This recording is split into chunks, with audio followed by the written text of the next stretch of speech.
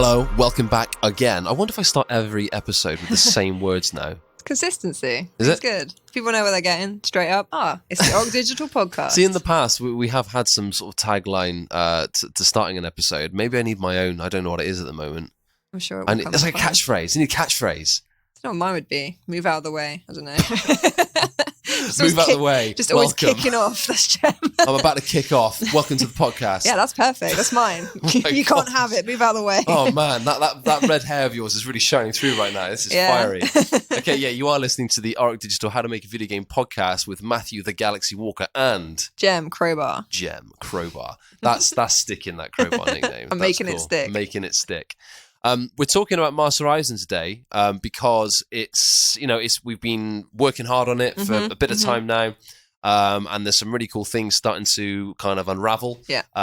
Check out the Steam page if you haven't done already, and wishlist the game, which is available for wishlisting. Yeah, wishlist it now. Check it out. And that's what we're going to be doing today by just updating people about the production. Where are we with Mars Horizon? Yeah, we'll get Mike in and chat, and he can give us a rundown of what's been going on. Mm-hmm. Mike Daw is the producer on the game. So we're going to be talking to him, I reckon, in about 7 seconds from now. Next segment. Hey, Mike. Oh, hey, Jem. We got Mike in. He's the producer on Mars Horizon, and we're going to be chatting about getting an update on where we are with the game, what's been happening, and find out more about where we are. Lots been going on, Jem. Yeah, we've had a lot of people asking about it. People are excited. Yeah, lots of Discord chat, lots of emails to us. So where to start, mate? Where to start? Let's just give you a general update of how it's going. It's going really well. Yay! That's a good place to be. It's kind of getting better by the day. The team are really happy. The game's really fun. Yeah, whenever I glance people's screens, it's like come so much further than when I first played it as well. It looks great. It's really nice to see. Right, yeah. It's definitely got that when you work in a studio and you suddenly catch something enticing on somebody's screen, it's a big, ooh. And you go have a look, what's going on? There's a few of us gather around, that looks wicked. Lots of that going on. So I guess the last time we properly touched base with our audience was the alpha. Mm-hmm. Yeah, it would have been, I think, yeah. Yeah, and that was when was that? Back in July last year? Okay. Good 6 months ago or so. Let me tell you. That voice. The second he does this gravelly voice, you know something momentous is going to come. A lot's been going on. So the alpha was amazing.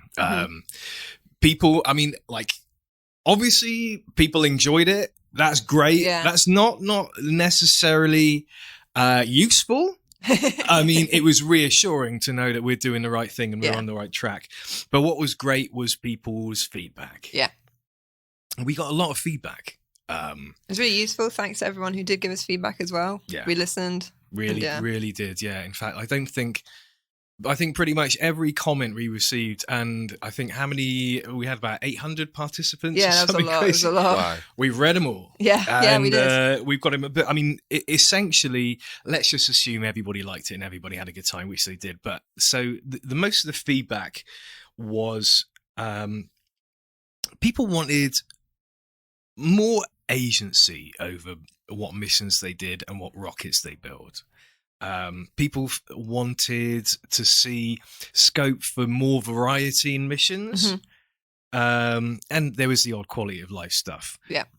We fixed it all. Yeah. Let me tell you. So, in as far as the agency over building rockets and missions and things, before you would, a mission would appear and you'd go into your rocket hangar and go, right, top half, bottom half, bang it out, bosh. On the mission you go, oh boy. It's a lot more detailed now. What we've actually done is split the research tree. So before the research tree was lunar orbit, for instance, and in researching that you would get a mission and a rocket and a load of stuff. So now we split the research tree into, you've got missions and payloads is one thing, buildings, which is another, and vehicle parts, which is another. So let's say you want to go to the moon. now you've got to really have a look at those missions and payloads and see what the appropriate payload and mission to research would be. Mm-hmm. You've also then got to look at the buildings. Oh, I'm going to need a medium launch pad in order to do this mission, so I better start building that in advance.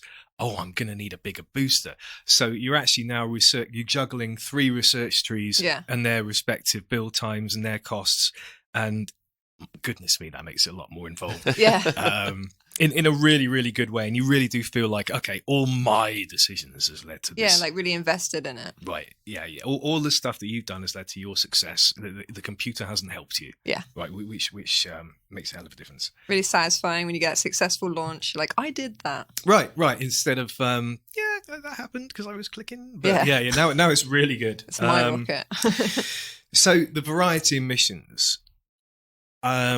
We've tackled that a number of ways. So the missions randomize themselves. They also can now have modifiers. For instance, there's a modifier which reduces the amount of turns you've got to do it in. There's a modifier which reduces your payload reliability because you're using experimental fuel. There's a modifier where you don't get any public support, but you get a load of money and things. So the actual missions themselves have changed a lot. We've also added what we're calling custom resources. So these are things like radiation. Let's say you've got a mission near Jupiter. The longer you're out there, the more radiation you absorb, and that's going to reduce like the reliability of stuff. But you can get rid of radiation by doing certain moves. We've got heat. We've got astronauts. They're like a replenishing resource. Yeah.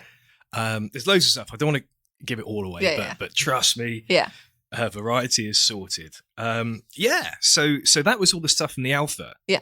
And you thought that was good. Something even bigger. Something even bigger happened, Jemima. That's quite right. What happened, Mike? What happened? We got ourselves a publisher. Hooray! Woo! And they are a lovely publisher. Really lovely. Really lovely. Big up the mysterious publisher who we will not name just now. Stick around, guys, for the announcement of that in a few months.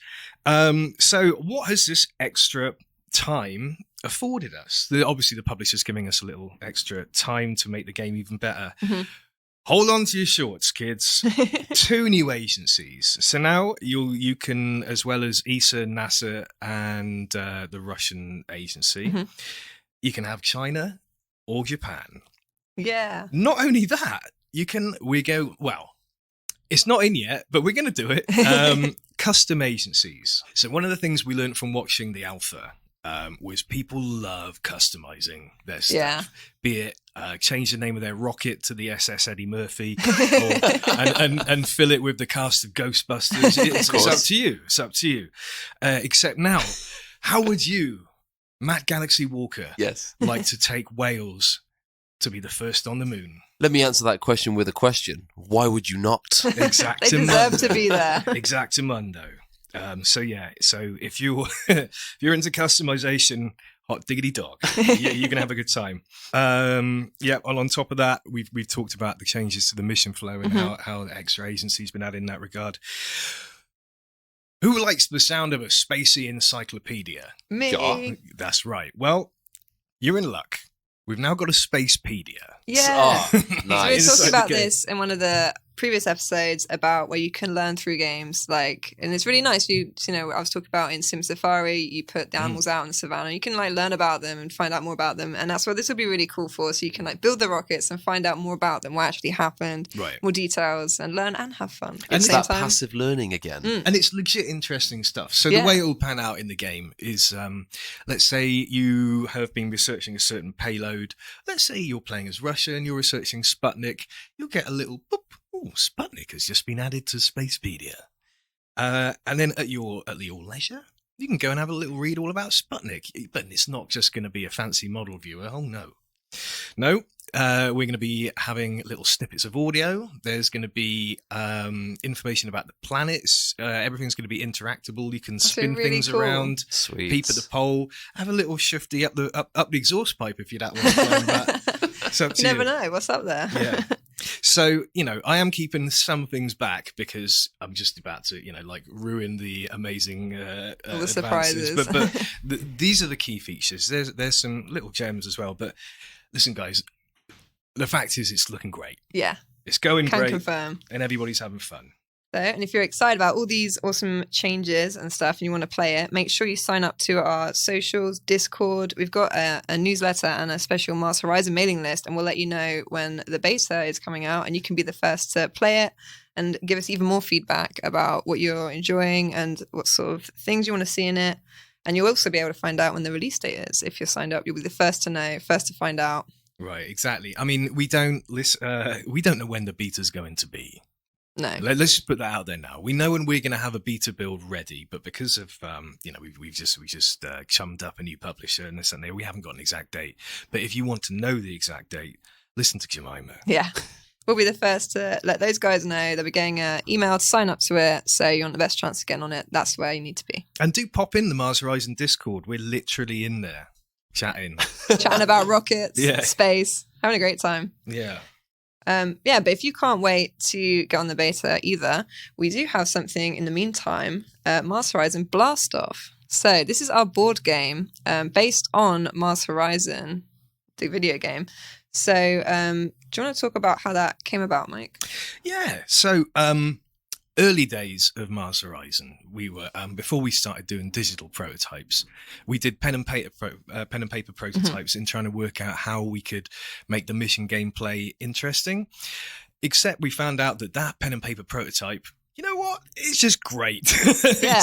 So what Mars Horizon Blast Off is a really polished up version of our pen and paper prototype. Now, obviously, the digital version has come a long way since then.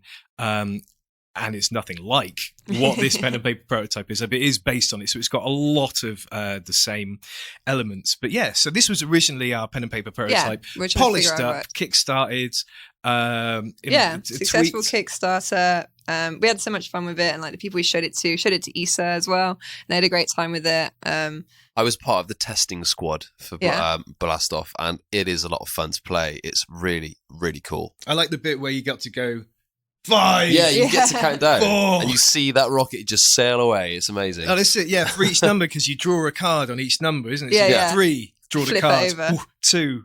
Oh no, engine fault. Yeah. So and it's really nice. One of the backers had a lot of fun with it, and they made an app on their phone which does the countdown for you and randomizes it. Oh, that's cool. We'll put a link to that in the show notes. It was really lovely. That's really nice. Yeah, and so we've also got a video on YouTube of how to play it, so you can have a look there. I spent ages editing it to make sure we admire how good it is. Right, I've got to grab my copy. How do people buy it? So you can just head onto the Auroch Digital website. We've got a link there. More information about the game. You can have a check it out. And just get it straight from us. I really enjoyed, there was when after the Kickstarter was successful, when all the items actually arrived. I love that little video that was put out on social. Like, it was so great just seeing Stokes Croft with a massive lorry on the main road. Oh, is that with us running around? All the dev team just kind of going out in their shorts and whatnot, just like, let's grab these boxes. Gives you a flavour for the true indie life. We're just dragging the book. Come on, art director and like coders, come carry some boxes for me. Everybody stopped what they were doing and they were lugging these boxes in because there were a lot of them and it looked great.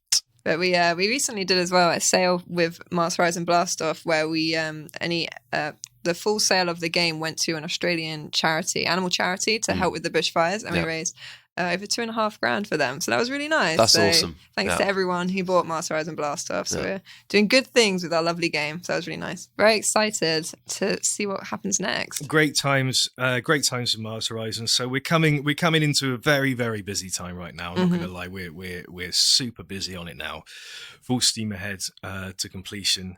So I'll be quite quiet for the next few months. I was just about to say, is that you basically saying, you've had me twice for this season, you're not going to hear from me now for another year or so? That's your lot, mate. But I'll be in the Discord, and any super pressing issues, I sit right next to Mike, and I can be like, Mike, let me know what this means. We'll sort it out. Yeah. Groovy.